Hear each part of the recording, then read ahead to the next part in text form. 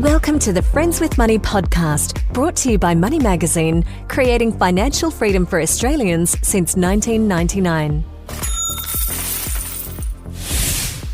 Hi everyone, this is Michelle Baltazar, Editor-in-Chief of Money Magazine. Thank you for joining us. Today our topic is on the back of our recent cover story called Know Your Credit Score. Interest rates have just gone up, and we know that there's predictions of even more coming up later this year. So to help give us a little bit more of context, is this bad? How do you kind of address this? We have a special guest in the studio today here in Sydney. He's actually based in Melbourne, but we've invited him to come here to the studio. Please welcome Jack Talbot.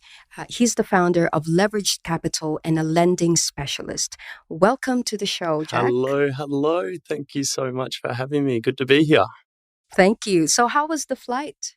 The flight it was very full. That's the first thing I'll say. But that was good. Don't get too many bad ones. I know. I feel like flights are getting kind of, busy these days. And the city is busy. Everyone is busy again. It's good, I've got to say. CBD's feeling busy again. So I feel like that was the excuse that the Reserve Bank of Australia gave when they said, well, look, the economy is ticking along. So now we're going to increase the interest rates. Now, this is a little bit of a concern for people who have a home loan, for example. As a lending specialist, what was the first thing that came to your mind when the interest rate rise was announced? Yeah, for sure. So it's definitely been a long time coming. And it's something that really does need to happen. Obviously, the RBA is looking for signs of inflation in the market, which is definitely where we're at the minute. And obviously, we haven't had an interest rate rise in about 13 years, so it can be quite jarring, I would say, for people. Particularly for the younger market who haven't seen an increase before. They're probably looking at this and seeing, more money coming out of their pocket that has never really happened before. And obviously, with an interest rate increase, it's costing you more money. You're not actually getting any benefit out of spending more money, which probably can be a little bit difficult for some people to get their head around. But it's probably the rate rise we had to have. And ultimately, where it's going to take us, that's a really good question based on the amount of spending and the policy that we've had in the market in the last couple of years. The good thing is that research has shown that a lot of Australians actually saved a bit of money during COVID. We've stopped going on holidays. We've become more conscious about our savings. But there would be a group of people, I reckon, who are kind of just on the boundary there, where that extra $200 a month, if they're on a $600,000 home loan, or worse, it might be between $500 and $800 if they have a 1.2 million home loan, which is almost like the cost of a typical house in the city or near the city. What are your concerns? Do you think there would be that possibility of financial hardship? My concern probably relates more to the first homeowner market and that segment of the market. The reason for that is there's been a whole lot of policy that we've used in the last couple of years to get these first home buyers into the market. An example of that is the first home loan deposit scheme, whereby we've been able to get first home buyers into the market at a 95% LVR without paying any LMI, which is an insurance the lenders will charge if you are contributing less than 20%. They are therefore so you have to be a first home buyer to qualify for that. And then therefore you could probably assume that they are probably the most vulnerable group as borrowers in the market. So you now start to talk about rising interest rates. They've been getting into fixed loans presumably for the last 12, 18, 24 months. And we're also seeing housing data, which is declining, or the value of houses is for the first time in a long time starting to trickle off a little bit. So suddenly you've got these people who have purchased houses at 95%.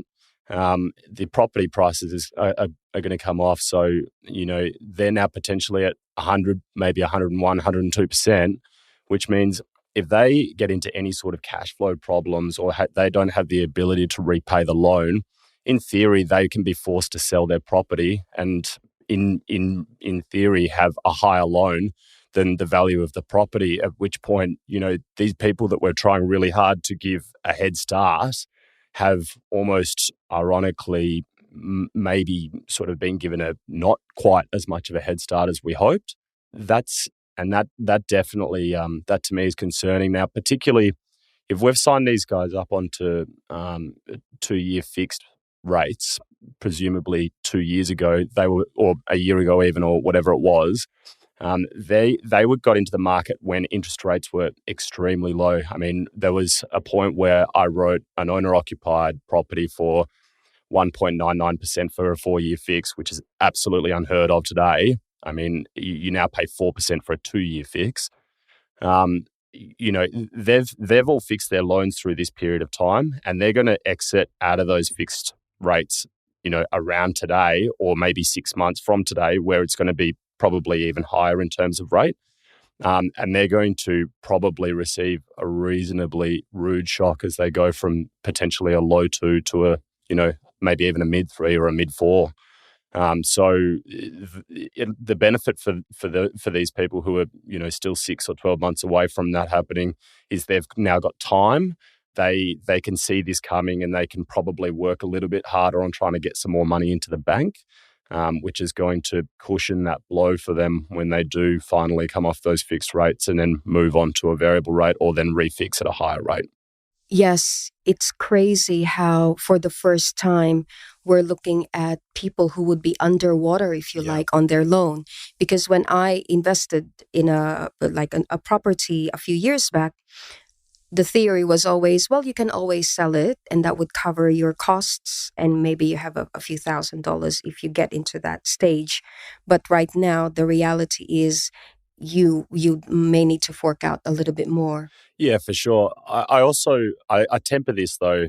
It's not all doom and gloom, and I'm not saying, this is the end of the world as we know it. Everything that we're talking about is completely normal in the context of an economic cycle. We do generally, you will see interest rates come up at the end of a boom, which is absolutely what we've just been through. And we have got the inflationary pressure. Obviously, we're trying to target somewhere around, 2 to 4%. I think the latest data is 5.1, and tipped to get to 6 by the end of the year. So these are all completely normal, reactions within the market. But I think it's just about, in terms of what can we do about this, it's important to really make a plan, understand how this is going to impact you, and how you're going to deal with it when it does come around to your turn. Which is why it's very important to have a savings buffer. And one of the things that we're trying to do here at Money is that we're starting to write more articles on how to save $1 here, $1 there, talking about comparison shopping, where you just really have to find out where can you get something, not necessarily the cheapest, but the best value, so that over time you're saving money, and then you can put that to your home loan, for example, or your offset account, if you like. Yeah, for sure. I think as well, just because we haven't seen an interest rate increase for 13 years, the main thing we're probably going to need to get our head around is our savings habits, and more importantly, our spending habits are probably going to need to change through this. So I would say for some people, potentially, 10 years is a long time, particularly for the younger market who probably haven't really had to go through this process of understanding, maybe I probably can't afford that new jacket, or, whatever I was going to do next weekend. I should probably maybe reconsider that. Now, the temptation is probably to, keep going BAU. You probably don't have as much discretionary income in your pocket, and then traditionally you will probably start moving more into credit cards and short-term facilities, which obviously is going to bite you. So I would say just be hyper vigilant on this time when we're seeing this transitionary period, and just really, I guess, make a plan on what's happening. That's a great idea. I love it. Be hyper vigilant. So to wrap up, we talked about interest rates going up even more later this year, and most likely until 2023. What are the things you tell your clients on how to kind of foolproof their savings or their home loan, if you like? The first thing I would say is, we just lightly touched on this before, which is probably the first thing you need to temper is probably your spending habits. That's the first thing for the majority of people, which is probably going to be quite foreign, because we haven't really needed to do it for a long time. And traditionally, in 15 years is a long time, we haven't, I would say, in my opinion, haven't necessarily been borrowing money today with the thought of what happens if interest rates increase 2 or 3%. We rely on the banks to say, you can't afford that much money. We just generally go and say, how much money can we afford? And we'll just grab the most that we can get. There will be a little point, I suspect, where people will now start to be a little bit more conscious of interest rates and go, do I really want to sign up for that amount of debt? Am I going to be able to afford the repayments if the interest rates do go up? So I would just say be more conscious about your spending habits and ultimately the commitments that you're taking on. And in terms of your question, what you should do is probably consciously save a little bit more money. Maybe my dad says to me, pay yourself first, which is the advice I'd probably give here, which is maybe take a third or something around there off your pay packet before you pay anything else, before you pay any bills, and put that into another account, and just know that that's your buffer, and peel that off every single month and have a buffer there of, thousands of dollars that you can cover unforeseen sort of stuff like interest rates, or because ultimately, where are we going to get to over the next 18, 24 months in interest rates? Even the economists wouldn't be able to say, this is where we're going to be definitively. If you ask the CBA relative to Westpac, they give you reasonably different answers. So the answer is we just don't know where we're going to go. So just save some money and try and absorb those bumps the best you can. Wise words of wisdom there. So I think we're going to end with that tip. Pay yourself first if you're not already doing so. Thank you so much for joining us here, Jack. It's been a pleasure. It's been really good. Thank you. Thank you. I really appreciate it. Thanks, Michelle. Thanks for listening to the Friends with Money podcast. For credible, independent and easy to understand financial commentary, visit moneymag.com.au. Please remember that the views and opinions expressed in this podcast are general in nature, and further independent advice and research based on your personal circumstances should be sought before making an investment decision.